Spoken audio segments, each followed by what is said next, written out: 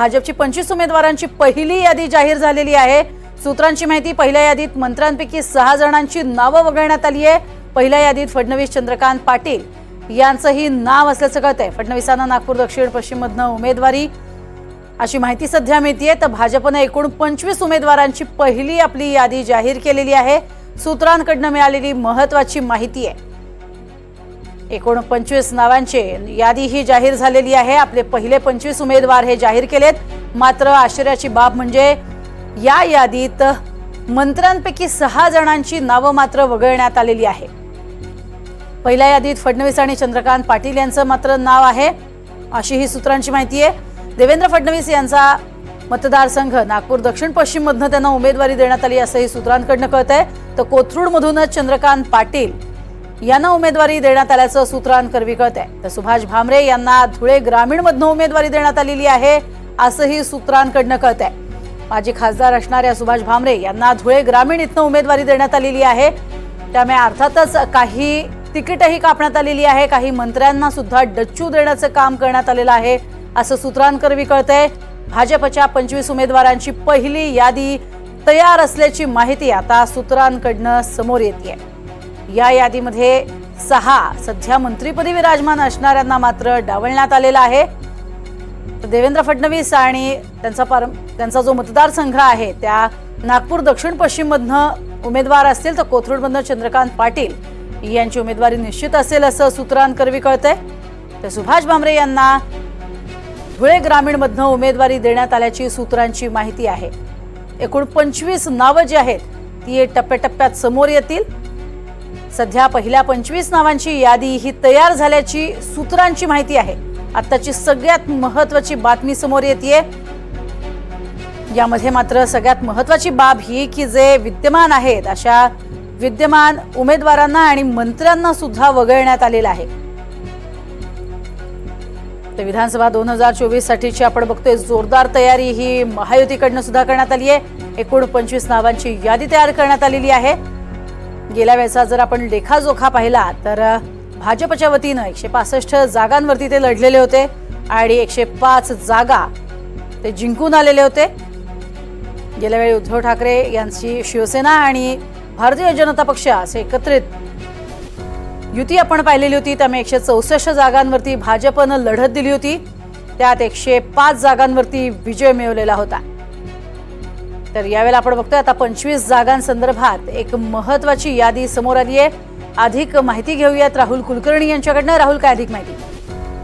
भारतीय जनता पार्टीनं आपल्या 25 उमेदवाराची यादी तयार केलेली आहे। त्यातली 10 नावं तर निश्चितपणे आपण सांगू शकतो। प्रथम क्रमांकावरती आहेत श्री देवेंद्र फडणवीस आणि त्या खालोखाल आहेत मंत्री चंद्रकांत पाटील, जे कोथरूड मतदारसंघातनं निवडणूक लढणार आहेत। त्यासोबतच माजी केंद्रीय मंत्री सुभाष भामरे यांना सुद्धा धुळे ग्रामीण मधनं निवडणूक लढायला सांगितलं जाण्याची शक्यता आहे।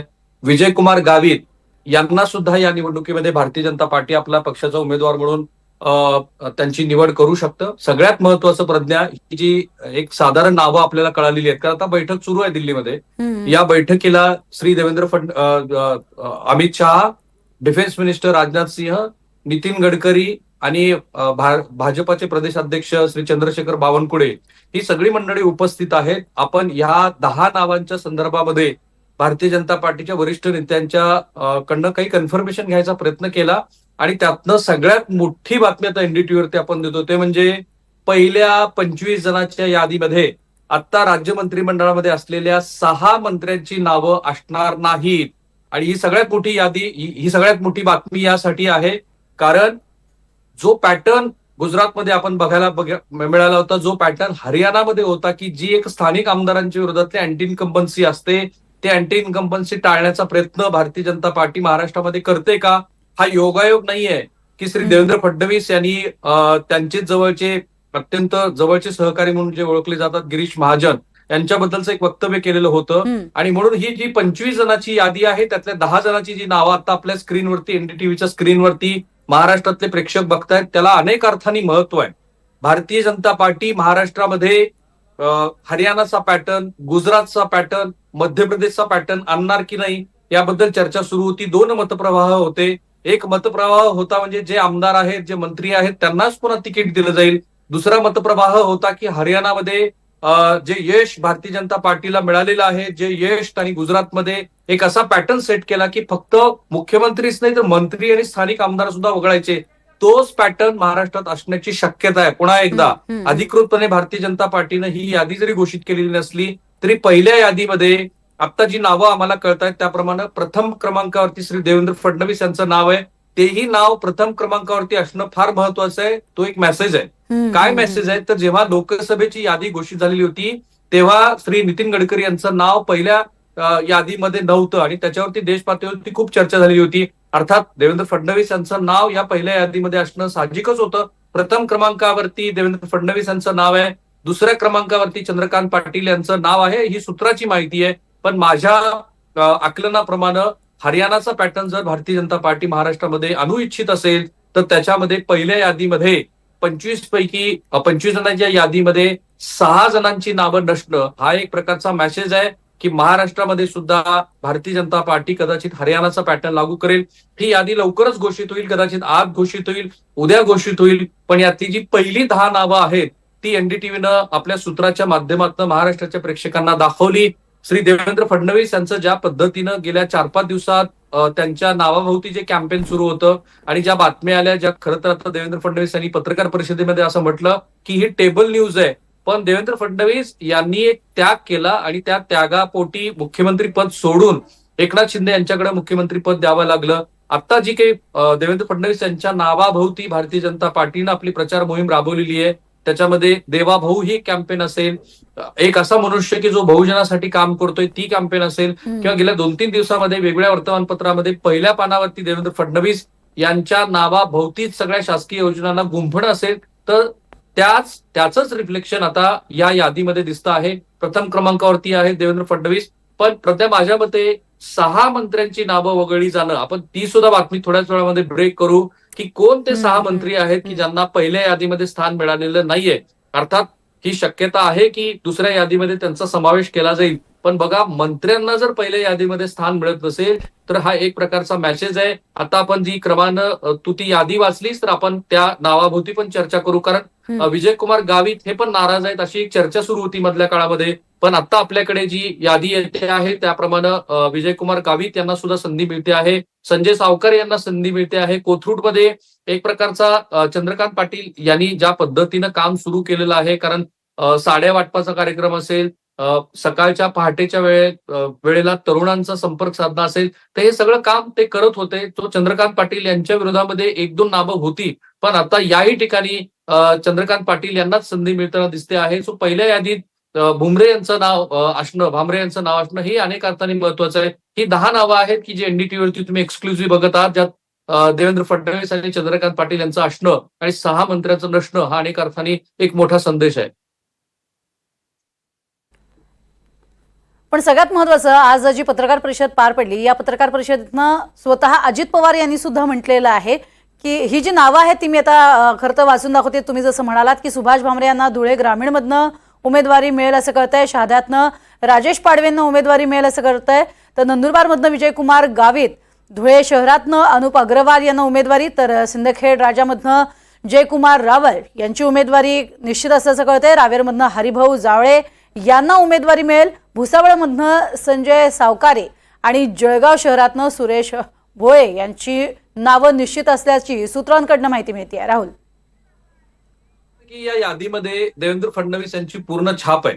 म्हणजे ह्या यादीचं जर आकलन आपण केलं तर देवेंद्र फडणवीस यांच्या जवळची जेवढी नावं आपल्याला दिसतात, आता जयकुमार रावल असतील किंवा संजय सावकारे असतील, ही देवेंद्र फडणवीस यांची जवळची माणसं म्हणून ओळखली जातात. अर्थात भारतीय जनता पार्टी नेहमी म्हणते की आमच्याकडे गटतट नाहीयेत, आम्ही संघाचे स्वयंसेवक आणि भारतीय जनता पार्टीच्या विचारधारेचे पालक असलेली माणसं आहोत. पण तरी सुद्धा मधल्या काळामध्ये एक चर्चा सुरू होती की एक संयुक्त पद्धतीचं नेतृत्व महाराष्ट्रामध्ये आणलं जाईल, एक संयुक्त समिती असेल, ज्याचा आता निवडणूक संदर्भात निर्णय घेण्यासंदर्भामध्ये जी समिती बनलेली आहे त्याचं रावसाहेब दानवे यांच्याकडे अध्यक्षपद आहे.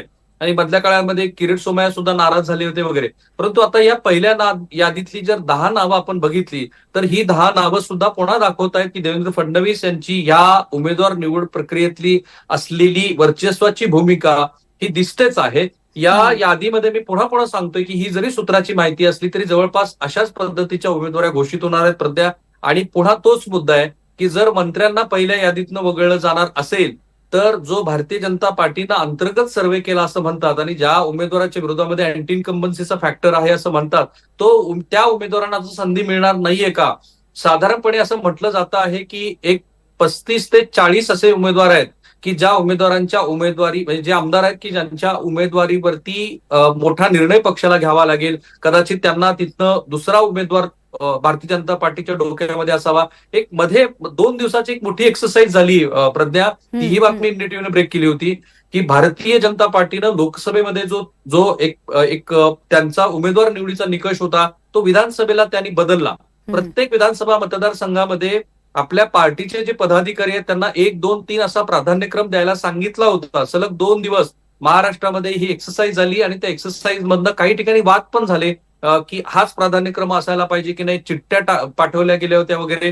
हा वृत्तांत सुद्धा जेव्हा आपण ब्रेक केला तेव्हा असं म्हटलं होतं की पहिल्यांदा विधानसभा निवडणुकीमध्ये एक प्रकारचा इन्क्लुसिव्हनेस म्हणजे पदाधिकाऱ्यांना सुद्धा या उमेदवार निवड प्रक्रियेमध्ये सहभागी करून घेणं ही गोष्ट भारतीय जनता पार्टीनं केली आहे का? कारण तेव्हाही असं म्हटलं होतं की एक 40 उमेदवारांची यादी भारतीय जनता पार्टीची तयार आहे, पण ती यादी पुढे ढकलली.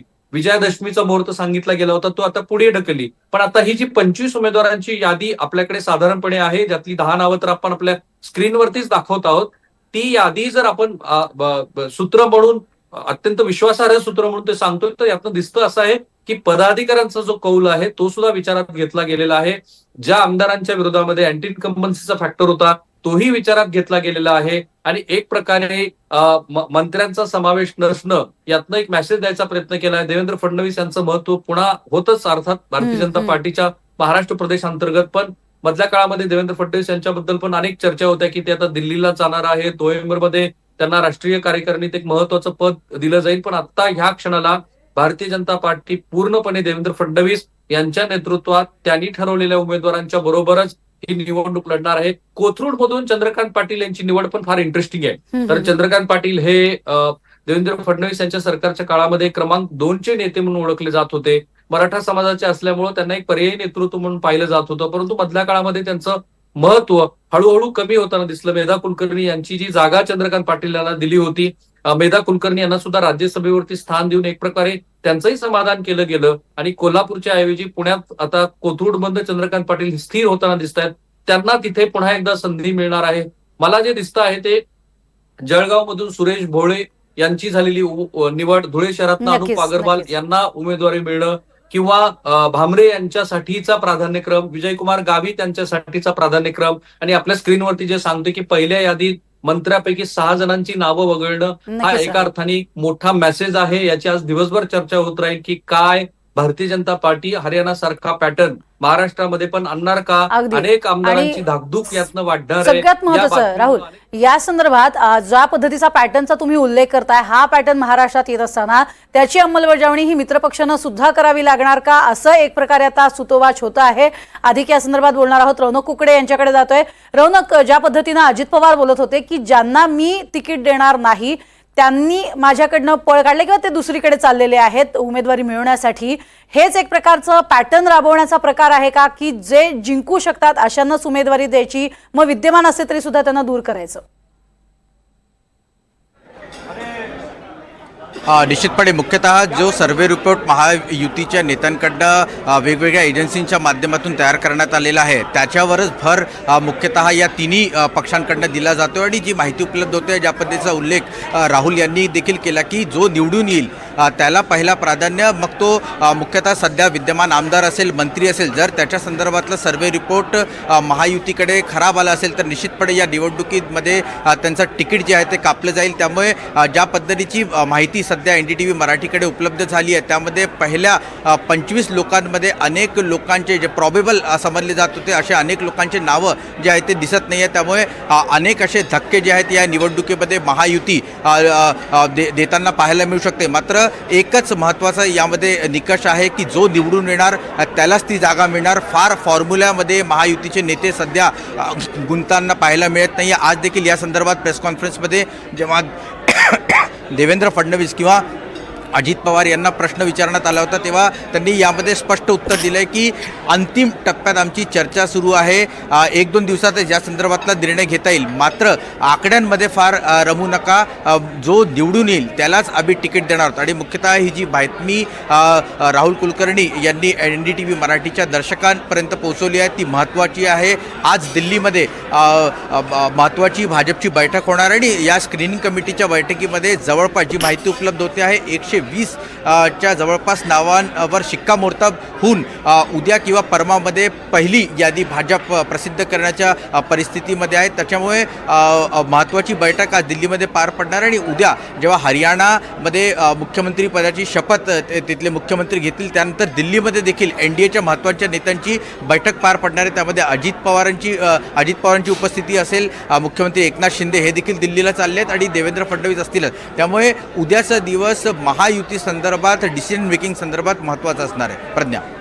नक्कीच. आता राहुल कुलकर्णी तुम्हाला काही प्रश्न विचारतायत रौनक, तुला कदाचित ही पूर्ण यादी पाहता येत नसेल, परंतु अनेक अर्थानं ह्या यादीतनं मेसेज आहेत. एक तर आपल्याला कसं बघायला पाहिजे की आज जी बैठक होते आहे त्याला श्री नितीन गडकरी यांची उपस्थिती असणं, देवेंद्र फडणवीस यांचा पहिल्या यादीमध्ये साहजिक आहे की ते महाराष्ट्रातले भारतीय जनता पार्टीचे सर्वात प्रभावी नेते आहेत, त्यांचा या यादीमध्ये समावेश आहे. किंवा भामरे यांना धुळे ग्रामीणमधनं निवडणूक लढण्यासाठी भारतीय जनता पार्टीनं सांगणं, किंवा विजयकुमार गावित हे मधल्या काळामध्ये नाराज आहेत आणि ते कदाचित दुसरा मार्ग स्वीकारतील असं वाटत होतं.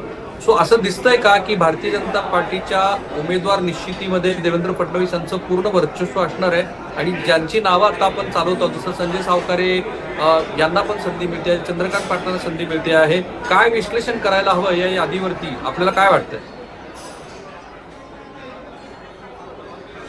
नाही, निश्चितपणे राहुल सर, ज्या पद्धतीचे हे नावं दिसत आहेत यावरनं स्पष्ट संकेत दिसत आहेत की देवेंद्र फडणवीस यांची या संपूर्ण यादीमध्ये किंवा तिकीट वाटपामध्ये चाललेली आहे. आणि याचे संकेत आपल्याला माहिती आहे की जवळपास महिनाभरापूर्वी भाजपची जी कोर कमिटीची बैठक झाली होती त्यानंतर आशिष शेलार, पंकजा मुंडे यांनी बाहेर येऊन माध्यमांना एक बाईट दिला होता. त्यामध्ये त्यांनी स्पष्ट केलं होतं की संपूर्ण अधिकार जे आहे महाराष्ट्र कोर कमिटीनी देवेंद्र फडणवीस यांच्याकडे इलेक्शन संदर्भातले दिलेले आहेत. आणि मुख्यतः आपण जर बघितलं तर लोकसभा निवडणुकीच्या दरम्यान अनेक अशा बातम्या वृत्तपत्रांमध्ये किंवा मीडियाच्या माध्यमातून पाहायला मिळत होत्या की देवेंद्र फडणवीस यांचं फार काही चाललं नाही आहे, त्याच्यामुळे अनेक तिकीट वाटपांमध्ये घोळ झाला आणि त्याचा फटका महायुती आणि खास करून भाजपला बसला. पण विधानसभा निवडणुकीमध्ये कदाचित याची काळजी घेतली असावी आणि त्याच्यामुळे आपण जसं सांगतोय की संजय सावकारे असतील किंवा अनेक जे नावं आहेत हे देवेंद्र फडणवीस यांचे जवळचे, त्यांच्या मर्जीतले. आणि हे सगळं असताना देखील राहुल सर इथे एक निश्चितपणे आपल्याला सांगावं लागेल की फक्त जवळचे आहेत त्यालाच तिकीट मिळेल असं नाही. जे सर्वे रिपोर्ट सांगतायत त्या आधारावर महायुती अशा पद्धतीचा निर्णय जो आहे तो घेताना पाहायला मिळतोय. आणि दुसरं महत्त्वाचं की मी जसं काही वेळापूर्वी सांगितलं की 120 नावांवर साधारणतः आज शिक्कामोर्तब BJP दिल्लीमध्ये जी बैठक होते त्यामध्ये होते आहे. पण आपल्याला माहिती आहे की BJP साधारणतः 160 किंवा 155 दरम्यान जागांवर निवडणूक लढणार आहे. तर ही जी बाकीची नावं आहेत ही स्ट्रॅटेजीपूर्वक जर एखादा महाविकास आघाडीमध्ये ती जागा NCP शरद पवार गटाला सुटत असेल आणि तिथे जर प्रॉबेबल एखादा UBTचा कॅन्डिडेट असेल तर त्याची ताकद, त्याला तिकीट देऊन त्याची ताकद आणि बाकी महायुतीची ताकद लावून ही जागा आपल्याला निवडून येऊ शकते का, असे देखील कॅल्क्युलेशन जे महायुतीमध्ये खेळले जातात. त्याच्यामुळे काही जागांवर सध्या बोलणी सुरू आहे आणि तिन्ही नेते बसून या संदर्भातला महत्त्वाचा निर्णय जो आहे तो येत्या काळात घेताना पाहायला मिळतील. राहुल सर. नक्कीच आपण या सगळ्या संदर्भात चर्चा करणारच आहोत राहुल आणि रौनक. तुर्तास एक वेळ झाली छोट्याशा ब्रेकची.